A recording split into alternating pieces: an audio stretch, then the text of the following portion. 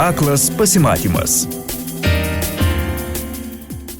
Na ir dabar metas reporterio rubrikai. Čia, užbaigiant spalio mėnesį, kuris taip pat buvo ir disleksijos mėnuo, taip pat mėnuo skirtas atkreipti dėmesį į regos sutrikimų turinčiųjų problemas ir poreikius. Taigi, užbaigdama šį mėnesį labai noriu priminti apie audio knygas, apie garsinės knygas, kurios suteikia naujas skaitimo alternatyvas. Ir labai džiaugiuosi tuo, jog ir daugiau rašytojų imasi savo knygas leisti ne tik įprastų popieriniu formatu, bet ir audio formatu. Vienas iš tokių autorių yra rašytojas Robertas Petrauskas, kurio knyga Poltava audio formatu susilaukė tikrai daug dėmesio, tad jeigu dar nepaskaitėte, labai kviečiu ją susirasti. Kalbėdamas apie savo pasirinkimą knygą įgarsinti audio formatu, autorius džiaugiasi, jog tai buvo ir vienas iš būdų pagreitinti knygos leidybą. Popierinės knygos rašymas užtrunka be galo ilgai, kol tu ją parašai. Įvyksta labai daug įvairiausių laikotarpių, kada tau viskas einasi kaip iš pypkės, kada labai sunku, po to būna leidyba, žodžiu, dar ilgas kelias iki to, kol parašyta knyga tampa popierinė knyga. Ir aš kažkaip sugalvojau, kad galbūt yra būdas leisti tai, ką tu parašai iš karto. Ir kažkaip tai prisiminiau, tokį senovišką formatą, kada žmonės spausdindavo savo knygas laikraštyje, kokiame nors reguliariai, periodiškai, bet mūsų laikai pasikeitė ir aš kažkaip tai pagalvojau apie audio knygas ir aš paskambinau savo draugui ir mes paėmėm ir padarėm porą eksperimentinių serijų. Ir realiai mums patiems patiko. Tai nebuvo tradicinis knygos įgarsinimo būdas. Autorius knygą garsino jos rašymo metu, todėl ir tų įrašų atmosfera yra persisunkusi rašymo nuotaikos. Knygoje pasakojama 18 amžiaus Europos istorija, kuri, kaip mano pats autorius, yra reikšminga ir šiandieninių įvykių fone. Kažkaip kitaip vyko knygos rašymas, turint omenyje, kad jinai dar ir skambės. Ir aš ją skaitydavau taip, kaip aš ją rašiau, išjausdamas tas akimirkas, kurias perleisdavau per save rašydamas.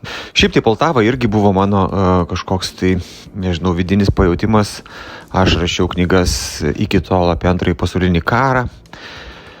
Ir kažkokiu metu supratau, kad tam, kas vyksta tame didelėme Antrajame pasaulinėme kare, paaiškinimų reikia ieškoti kažkur praeityje. Norint suprasti tą keistą šalį Rusiją, reikia ieškoti atsakymų kažkur tai jos praeityje. Ir aš pradėjau analizuoti Rusijos istoriją, apie kurią kažkada gražiai Piotras Stolypinas yra pasakęs, kad pas mus Rusijoje viskas per 20 metų pasikeičia, bet per 200 metų nepasikeičia niekas. Ir iš tikrųjų ten kažkaip tai labai aiškiai galima jausti tą cikliškumą, tą laiko ratą. Ir todėl aš sugalvojau, kad reikia tame rate paieškoti kokio nors įdomaus taško, kuriame susietų daug dalykų. Ir tas taškas kažkaip tai man, taip išėjo. Aš esu pasidėliojęs ir daugiau Rusijos istorijos akcentų, bet kažkaip tai sustojau ties Petru I, kuris sukuria imperiją, laimėdamas karą, kuriame dalyvauja ir Lietuvos valstybė. Ir ten taip jau išeina, kad Rusijos iškilimas yra mūsų valstybės nuosmukio pradžia ir viskas baigsis labai blogai, bet kokiu atveju tai yra labai svarbi sankryža mums. Tai toje kelionėje aš norėjau tiesiog pamėginti tuos takelius į tą sankryžą sudėlioti.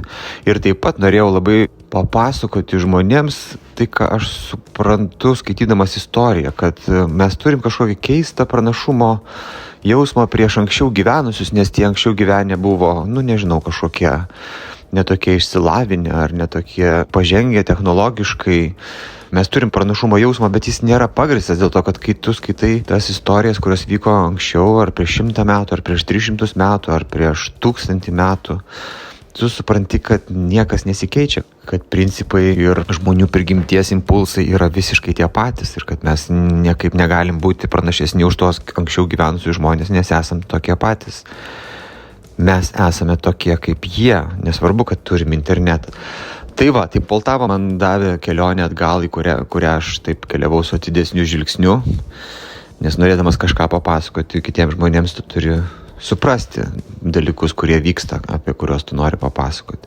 Ir kita vertus, Poltava buvo taip pat mano toksai žmogiškas noras atitrūkti. Mano paskutinė knyga apie Antrą pasaulinį karą gavosi ten tokia techninė, daug labai detalių, labai statistikos, skaičių ir visa kito. Aš norėjau grįžti prie savo savasties. Man atrodo, kad man vis tiek, man svarbiausia yra žmogiški tarpusavio santykiai, jausmai, savybės, garbė, riteriškumas, niekšiškumas, visi tie dalykai, iš kurių susideda žmogus. Ir toje Poltavoje iš tikrųjų tai geras personažas yra Petras I, geras personažas yra Karolis XII, geras, turiu menį, dėkingas man kaip rašytojui, ar jis geras kaip žmogus, tai čia kitas klausimas. Ir aš bandžiau sudėti tą istoriją ant tų žmogiškųjų įvykių visokiausių, jų sprendimų, jų minčių, klaidų ir visa kita. Bet po to, kai knyga pasirodė ir jos pasirodymo dieną prasidėjo karas, kažkaip tai aš praradau tą pasidžiaugimą tuo, kad istoriją galima paversti nuotykiu, kuris kažkada atsitiko, kuris kažkada įvyko. Ir mes galim jį, kad ir kas ten baisaus buvo, galim žiūrėti iš tolo kažkokiam tokiam saugiom akimis dėl to, kad tai atsitiko ne mums, tai mūsų neliečia, tai yra kažkokia sena istorija. Bet kai prasidėjo karas, tai kažkaip tai susiveda į tai, kad nė velnio tai nesena istorija, visa tai yra apie mus, apie žmonės ir nesibaigiantį ratą. Norėdami pakeliauti šiuo istorijos ratu, galite knygą susirasti audiotekoje arba Lietuvos audiosensorinėje bibliotekoje. Na, o džiugiausia tai, jog su Poltavos įgarsinimu autorius atrado ir savo savitą būdą pasakoti istorijoms.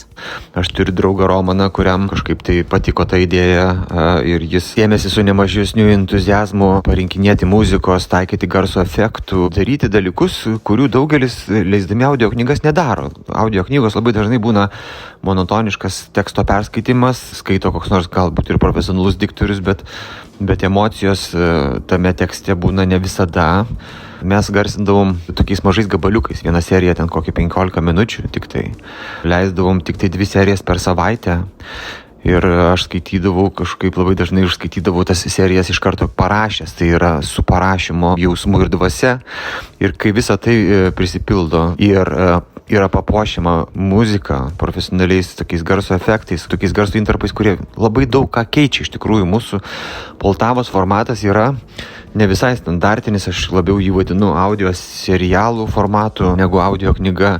Ir kurdami Poltavą mes sukūrėm dar ir savo stilių, kaip daryti audio serijas. Po to aš dariau ten apie karą ir mus tokią serialą. Dabar ką tik pabaigiau ciklą apie Liudviką XIV ir jo epochą.